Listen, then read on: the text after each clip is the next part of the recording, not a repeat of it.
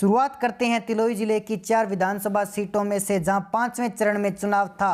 तिलोई की 2 सीटें सपा गठजोड़ को राष्ट्रीय फलोदी सट्टा बाजार दे चुका है। एसपीआरएलडी शिवपाल यादव सहित कई छोटे बड़े राजनीतिक पार्टियों में महागठबंधन को 2 सीटें सट्टा बाजार दे चुका है। वहीं 5वें चरण में बसपा का भी खाता खुलता हुआ नजर आ रहा है। 2 सीटें बसपा के खाते में सट्टा बाजार डाल चुका है। कांग्रेस की पूरी तरह से सुफड़ा साफ हो चुका है।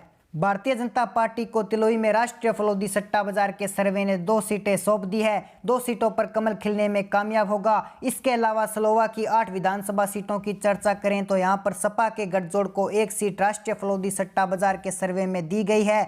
वहीं बसपा और कांग्रेस सलोन की किसी भी विधानसभा सीट पर खाता नहीं खोल पाई है, 0 सीटें दी गई है। वहीं भारतीय जनता पार्टी को सलोन की 7 विधानसभा सीटें हैं वो सौंप दी गई है। सट्टा बाजार के अनुसार 7 सीटों पर बीजेपी अपना कमल खिला पाएगी। इसके अलावा जगदीशपुर जिले की 6 विधानसभा सीटों की तरफ बढ़ें तो यहां भी कई बड़े चेहरे चुनावी रण में हैं। सपा के गठजोड़ को 0 सीट जगदीशपुर में दी गई है, खाता खोलने में भी कामयाब नहीं होगी। इसके अलावा बसपा को भी 0 सीट, कांग्रेस को भी पूरी तरह से सुफड़ा साफ। भारतीय जनता पार्टी जगदीशपुर की 6 सीटों पर कब्जा कर सकती है। सट्टा बाजार के अनुसार गोरीगंज जिले की 8 विधानसभा सीटों की तरफ बढ़ें तो यहां पर एसपीआरएलडी गठजोड़ को 1 सीट सट्टा बाजार सौंप चुका है।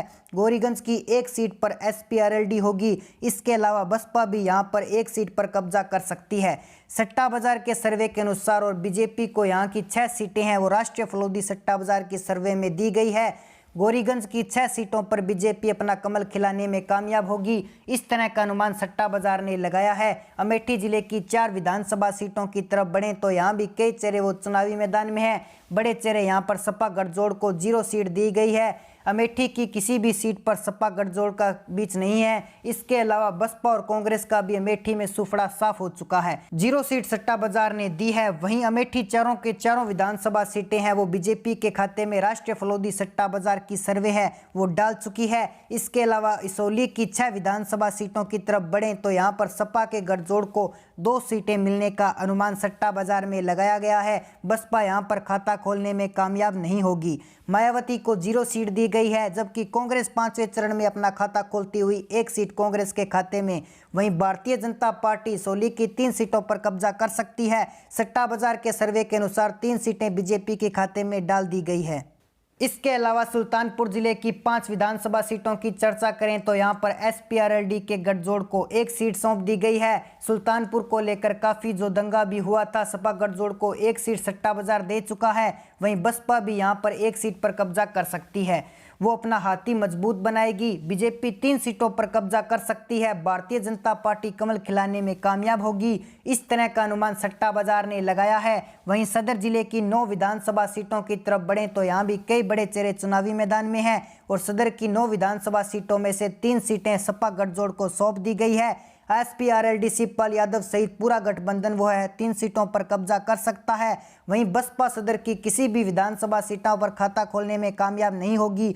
इसके अलावा भारतीय जनता पार्टी को सदर की 9 में से 6 सीटें हैं वो राष्ट्रीय फलोदी सट्टा बाजार दे चुका है।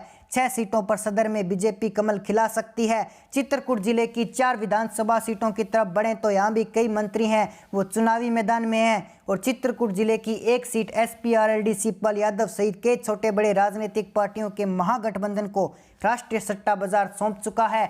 बसपा और कांग्रेस है वो 0 सीट पर काबिज होने के अनुमान हैं। इसके अलावा भारतीय जनता पार्टी को चित्रकूट जिले की 4 विधानसभा सीटों में से 3 सीटें हैं वो दे दी गई है। राष्ट्रीय फलोदी सट्टा बाजार के अनुसार 3 सीटों पर बीजेपी कमल खिलाने में चित्रकूट में कामयाब होगी। ऐसे में जो भी आपकी राय है आप हमारे कमेंट सेक्शन में जरूर बताइए। साथ ही हमारे चैनल को कर लीजिए सब्सक्राइब ताकि हमारे नए अपडेट्स आप तक पहुंच सके।